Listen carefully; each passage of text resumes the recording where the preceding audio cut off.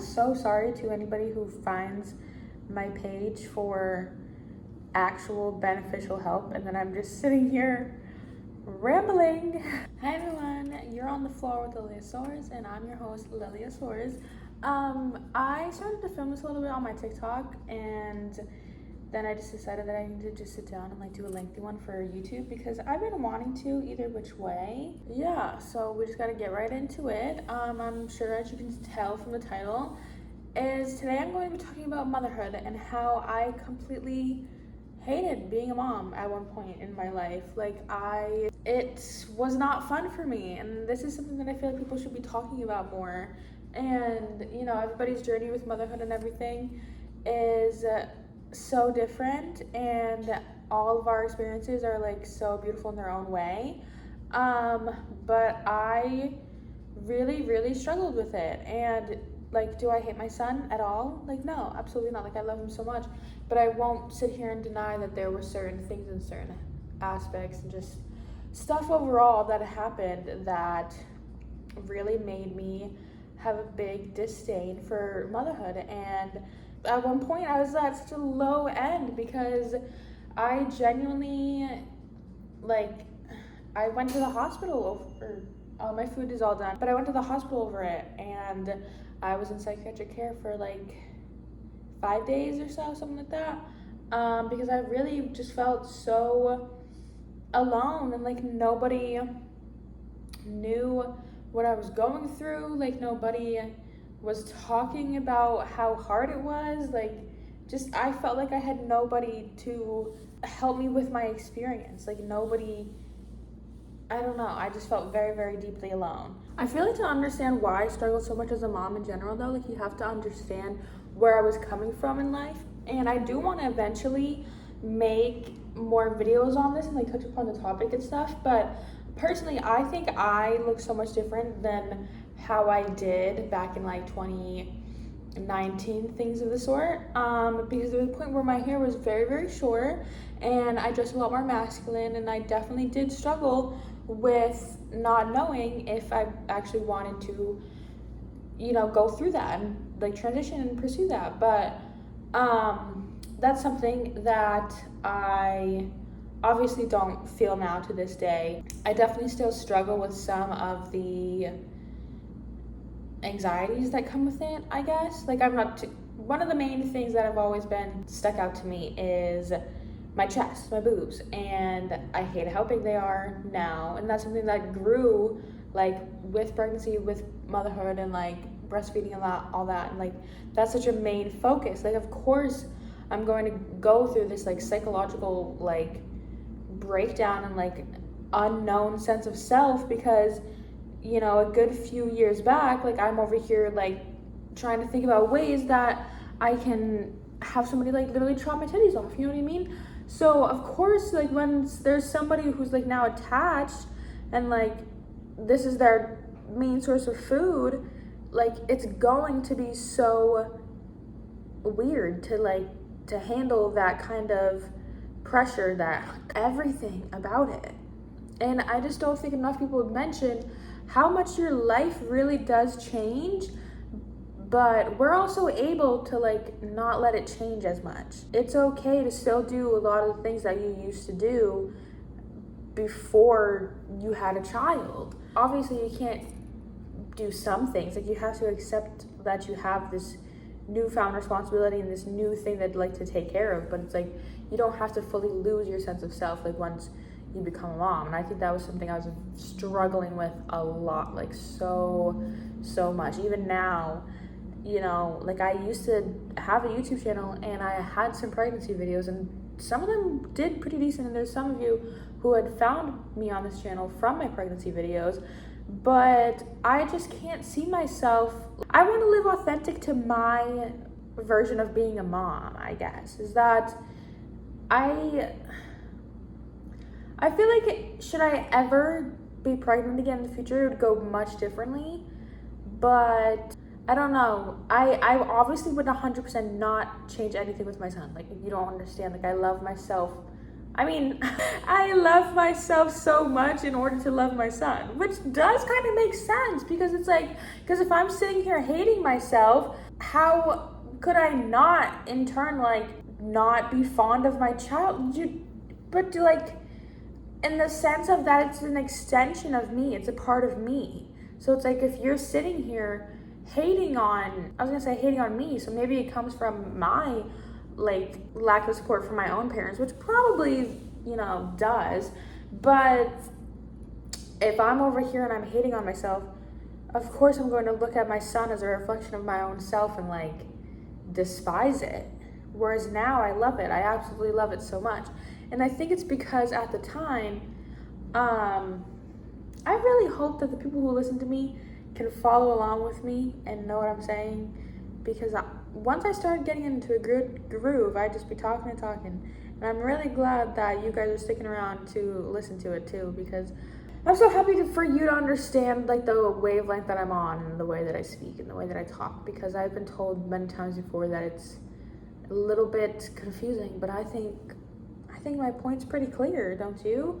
No, overall, I had been through just so much, and there was a lot of things that I had contemplated on before I had my son.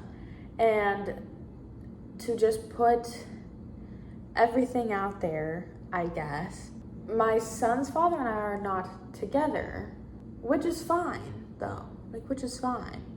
Because I think that we have such like a more beautiful relationship now than we possibly ever could, because, whether or not circumstances change, if this is what it needed to take in order for things to get better and to be able to like have peace of mind on both ends, that's such a crazy concept, because it's like, why couldn't it work together? I don't know. This is literally straying so far from the point. I don't even know if I'm going to keep this in or not.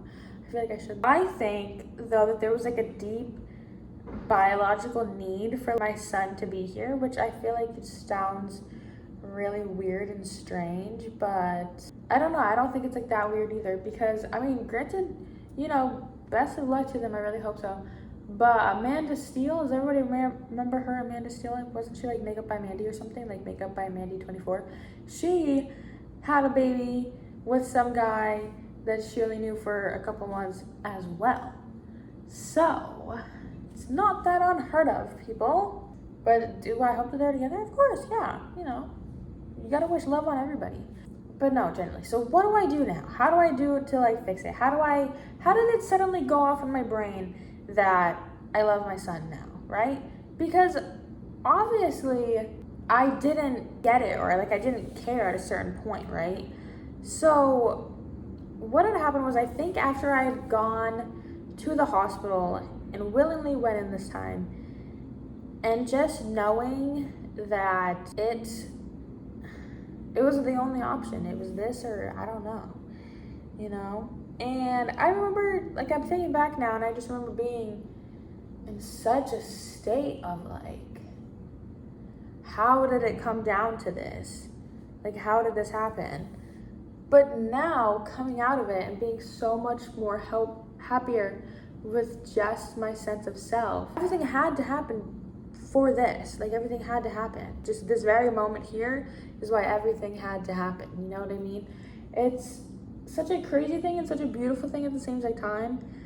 I don't know. Like, I don't want to say that, like, you have to reach such a deep pit before things get better, but sometimes that's the only way certain people learn. I'm one of those people. But I'm here to tell you that, like, it does happen. It can get better, And I know that it's only going to get completely better, because I'm going to be looking back on this and be like, oh my God. I remember when I was thinking about this and like this and this, and now I'm talking to like these people, and like I'm in this circle, and like everything's just going to get so much better, because even in this very state is a point that I wanted to be at.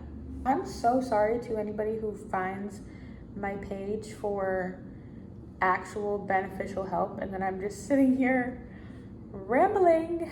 But no, I think that I have a pretty good testimony on what I talk about. Like, I've been through so much. I am the queen of transformation. Like, I could talk about so much stuff that I've been through, and how I just kind of like I don't want to say learn to live with it, but yeah, basically learn to live with it.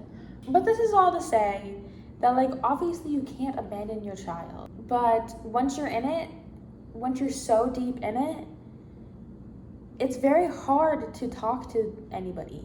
And maybe I do make these videos for a sense of me because I'm so afraid of myself, like, ever getting to such a low point like that again, where now I have to make sure that it's like, no, like, remember, like, how good it can get, like, it's about to get even better than that. It's just because I just believe in myself so much. I believe in all my friends, and, like, I just believe in everybody right now. Like, it's just about to. And I believe in you too. Like, I believe in you, just so you know. Because I know what it's like to be alone, but it's like you're not ever actually alone. Like, you have so many people around you, so much love around you. So there actually was a genuine, there was like a genuine take that I did kind of do though, like after gaining that clarity back with my child. Because at a certain point I lived with my grandparents, and I love my grandparents so much, but I think I've always been afraid, and in general too, like, this is something that's always been so prevalent in my life, in my household and everything, is that, like, I've always just been, like, afraid to really be who I am and, like, just be myself in my house, like, around my family. Like, I don't know why, but it's like the second that I'm not with my family, like, I feel so much more comfortable. And do I necessarily care, like, what my family think? I was gonna say, do I care what my family thinks of me? Like, of course I do care, but it's like, I think I see it as more of, like, an understanding that we all have individual lives and it's not really a big deal. My grandparents, I will say, let me do it very well. Like, very, very well, where if I told them something I genuinely did not like, that they would kind of change their ways to it. But there was just sometimes ways where we would both handle conflict where I just didn't like. And then it's like you don't want to create more conflict by having the conflict with the person you're trying to avoid or whatever. Do you get what I'm saying? Like, just the way that we and my grandparents would, like, handle certain situations that were like normal toddler things, normal baby things, we just, like, didn't really agree on. So I always kind of felt like I couldn't really correct them on those scenarios. Whereas now, after I came back home from the hospital and stuff, like, it just kind of clicked on my brain that, like, I can do whatever I want for the parenting style of my child. Like, we can really do whatever, like, I want, like, it's not a big deal if he's going to bed at, like, 9:00 at night someday. Like, it's totally fine if he goes to bed at 11 p.m. another night, because that's just the only time that you can get him to go to bed. Like, it's genuinely not that big of a deal. And as long as you try your hardest to, like, make sure that you, like, don't set them up for failure, like, that's really all you can do, And I think something that I try to do as well is I always just talk to them like a person, because they are a person. Like, we are all small toddlers, while they were all also. We are all small toddlers while they are all also small people. We share the same emotions. And then when it's a child, though, like, they think it's the worst thing in the world because it's all they know. We obviously know that it's not, because we've just had more experiences. So it's like you have to lend, like, a sense of grace. And I always drop down to his level, like his same size. I would always do that. And that's something that I kind of just naturally learned, because I used to be a preschool teacher. I think every girl kind of goes through a preschool teacher phase at every point of her life or so. It's like either preschool or dog care or something, like pet care. No, I don't really know. I don't think I have much else to say. I mean, yeah, like, it'll be fine. If you have a newborn and a baby, it'll be okay. Oh, also, like, I wasn't working either, so that's why.